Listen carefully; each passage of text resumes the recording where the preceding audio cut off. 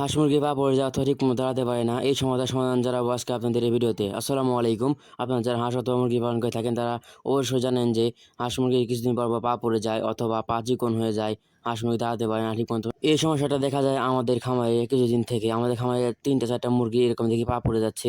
তো এই পা পড়ে যাওয়া প্রথমত মূলত কিছু কারণ আছে, সেই কারণগুলি এবং তার সমাধানগুলো সম্পূর্ণ জানার চেষ্টা করবো আজকে আপনাদের এই ভিডিওতে। তো এই ভিডিওটি শেষ পর্যন্ত দেখুন, তাহলে অবশ্যই বুঝতে পারবেন যে কী কারণে হয় আর কীভাবে সমাধান করবেন। এই সমস্যাটা যদি আপনাদের মুরগি অথবা হাঁসে হয়ে থাকে তাহলে কোনোভাবে দাঁড়াতে পারবে না এবং কিছুদিনের মধ্যে মারা যেতে পারে।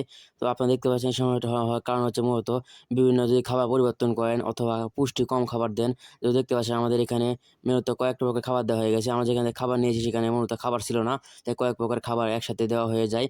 তো বিভিন্ন প্রকার খাবারের বিভিন্ন রকম গুণাগুণ রয়েছে। তো আপনারা চেষ্টা করেন আপনাদের হাঁস অথবা মুরগিকে অবশ্যই যে পুষ্টি সমৃদ্ধ খাবার দেওয়ার চেষ্টা করবেন। কারণ পুষ্টি সমৃদ্ধ খাবার না দিলে ওদের শরীরে ঘাটতি পড়ে যায় এবং পাটা চিকন হয়ে যায়, চোখ মুখ শুকিয়ে যায় এবং এই কারণে আমাদের হাত পা পুড়ে যায়। তো এই সমস্যার সমাধান করতে আপনারা ব্যবহার করতে পারেন থায়োমিন B126 এই ওষুধটি। এই ওষুধের দামও কম। যারা ৫০টা ৬০টা অথবা ১০টা ২০টা মুরগি পালেন, তারা সর্বোচ্চ হাঁস অথবা মুরগি পালেন, তারা এই ওষুধটা ব্যবহার করতে পারেন। এই ওষুধটা খুবই কার্যকরী। আর এই ওষুধটি আপনারা আপনাদের বাড়ির আশেপাশে কোনো যেখানে হাঁস মুরগির খাবার বিক্রি করে অথবা ওষুধ বিক্রি করে সেখানে গেলেই থায়োমিন B126 বলেই দিয়ে দিবে।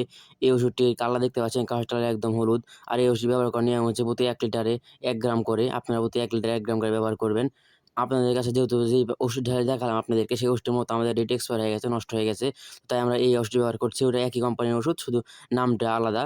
কারণ একই কোম্পানির ওষুধ তো বাজারে থাকতে পারে না ২ টা। তো আপনার যদি মুরগি বা হাঁসের বেশি অসুখ হয়ে যাবে বা অবস্থা বেশি হয়ে যায় যে মারা যাচ্ছে, সেই অবস্থায় আপনারা যদি ৩ আঙ্গুল দিয়ে ১ চিমটি দিয়ে ওদের মুখে দিয়ে দিবেন, দিয়ে খাইয়ে দিবেন। আর এই কাজটি করবেন যখন অবস্থা খুবই খারাপ হয়ে যাবে তখন। তো আজকের ভিডিও এতটুকুই। আপনারা সবাই ভালো থাকবেন, আমাদের জন্য দোয়া করবেন। আসসালামু আলাইকুম।